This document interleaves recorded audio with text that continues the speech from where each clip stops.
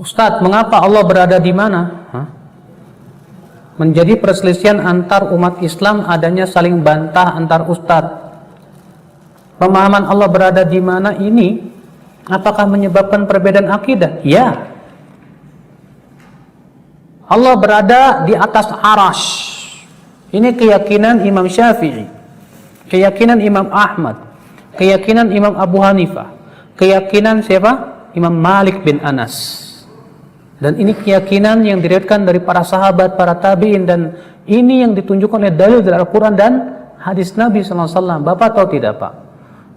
Kapan mulai muncul pendapat yang mengatakan Allah tidak bersemayam di atas arash?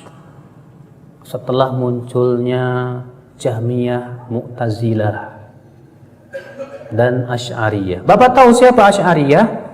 Asy'ariyah itu keyakinan Abul Hasan al-Asy'ari di fase kedua. Dan Abul Hasan al-Asy'ari hidup 100 atau 200 tahun setelah imam yang empat itu. Yang terakhir Imam Ahmad bin Hanbal. Di mana Abul Hasan al-Asy'ari dalam hidupnya melewati 3 fase. Fase yang pertama di atas akidah Mu'tazilah. Karena ayah angkat beliau itu seorang yang bernama Al-Jubba'i, pentolannya Mu'tazilah. Fase yang kedua kemudian beliau masuk dalam akidah Kullabiyah, yang kemudian menjadi akidah beliau, ya, yang kemudian dinisbatkan kepada beliau. Fase yang ketiga beliau rujuk dan kembali kepada madhab salaf. Dan fase yang ketiga ini, Pak, itu tertera dalam kitab beliau, 3 kitab beliau. Apa itu? Yang pertama, kitab Maqalat Islamiyyin.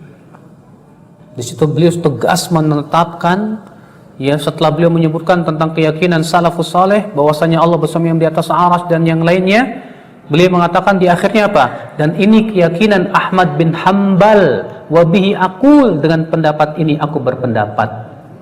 Itu perkataan Abul Hasan al-Asy'ari dalam kitab Maqalat Islamiyyin. Yang kedua dalam kitab Risalah ila Ahli Thaghr, beliau juga menetapkan di situ bahwa Allah bersemayam di atas arsy.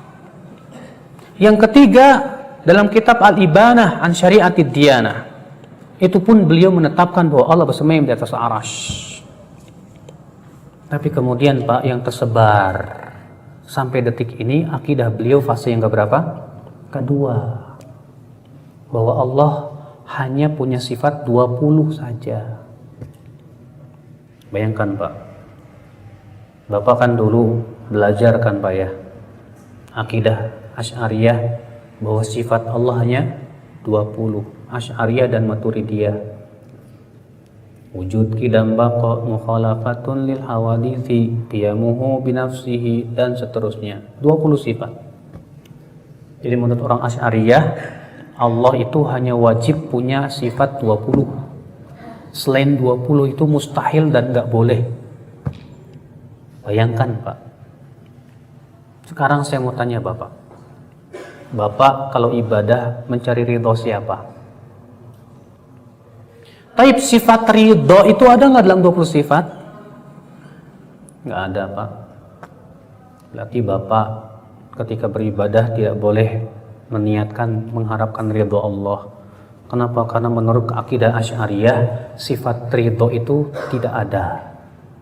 Kenapa? Karena tidak ada dalam 20 sifat. Bapak takut tidak dari murka Allah? Orang-orang awam yang tidak paham, saya takut dari murka Allah. Kita katakan maaf, akidah Asy'ariyah tidak menetapkan sifat murka bagi Allah. Jadi nggak perlu takut dari murka Allah, karena Allah tidak punya sifat murka, nggak ada dalam 20 sifat. Bayangkan, Pak. Jadi berapa banyak sifat harus ditolak hanya karena patokannya 20 sifat. Allah berfirman, ya, dalam Al-Quran, wa makaru wa makarallah, mereka bermakar dan Allah pun bermakar. Sifat makar tidak dalam 20 sifat. Baik, Bapak, kalau Bapak ditanya, sifat nama Allah ada berapa? Oh, ada 99. Oh, sifat Allah berapa? 20. Wah, 99 kurangi 20 berapa, Pak? 79, berarti ada 79 nama tidak mengandung sifat. Nama Allah Al-Qawi yang maha kuat. Ada nggak sifat kuat dalam 20 sifat? Nggak ada. Berarti Allah tuh namanya Qawi doang. Nggak kuat tapi. Kan musibah, Pak. Ada tidak di dalam nama Allah namanya apa? Al-Muhaimin. Sifat haimanah itu ada nggak dalam 20 sifat? Tidak ada. Makanya subhanallah ya akhi azakumullah, aneh kalau ternyata hamba yang menentukan bagi Allah, ya Allah engkau hanya berhak punya 20 sifat ya, nggak boleh yang lain. Waduh, ini kan namanya kurang ajar sama Allah, Pak. Kok ngebatasi buat Allah? Allah tidak terbatas nama dan sifatnya, karena kesempurnaan Allah luar biasa. Ikhwata Islam azakumullah wa iyyakum. Iya. Nah ini akhi, sudah saya sebutkan kemarin. Kenapa sih orang-orang mereka tidak mengakui Allah bersemayam di atas arasy? Karena menurut akal mereka katanya, kalau Allah bersemayam di atas arasy berarti Allah butuh tempat. Sedangkan yang namanya butuh tempat berarti makhluk. Sementara kita mengatakan Allah bersemayam di atas arasy tanpa mengatakan adanya tempat, dan Allah tidak butuh itu. Kenapa? Karena Allah tidak serupa dengan makhluknya. Bapak, kalau kita tanya orang Asy'ari, "Hai Asy'ari, kamu yakin Allah punya sifat murka?" Enggak. Kenapa? Karena sifat murka itu adalah bergolaknya darah di dalam hati. Dan itu sifat makhluk. Saya tidak mau terima.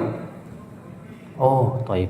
Hai Asy'ari, bukankah kamu juga punya keyakinan Allah punya sifat iradah dalam 20 sifat itu? Dalam 20 sifat itu ada sifat iradah nggak, Pak? Ada. Sedangkan iradah kan sifat makhluk. Iradah itu artinya apa? Keinginan. Lah, iradah kan sifat makhluk. Apa kata mereka?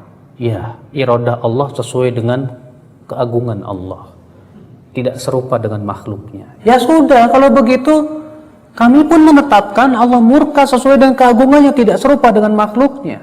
Allah bersemayam di atas arasy sesuai dengan keagungannya, tidak serupa dengan makhluknya. Apa bedanya? Orang Asy'ari menetapkan tidak, Pak, sifat hayat, kehidupan bagi Allah. Hah? Kaum Asy'ari menetapkan sifat hayat bagi Allah, bahwa Allah itu hidup. Kita katakan, "Taib, bukankah manusia juga hidup? Bukankah makhluk hidup juga hidup?" Apa kata mereka? Oh, nggak bisa sama. Kehidupan Allah sempurna, tidak serupa dengan kehidupan makhluk. Taib, kalau begitu, murkanya Allah pun juga tidak sama dengan murkanya makhluk. Apa bedanya dalam masalah ini ya akhal Islam azakumullah wa iyyakum?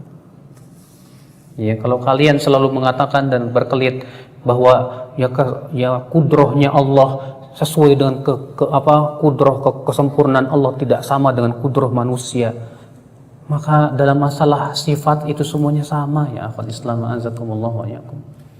Ya, katakanlah demikian. Allah punya tangan Allah sempurna, tidak serupa dengan tangan makhluknya. Allah bersemayam di atas arasy, sempurna bagi Allah, tanpa mengatakan Allah bersemayamnya sama dengan makhluknya. Sama kalau begitu ya akhwat Islam azakumullah wa iyyakum. Nah, ini ya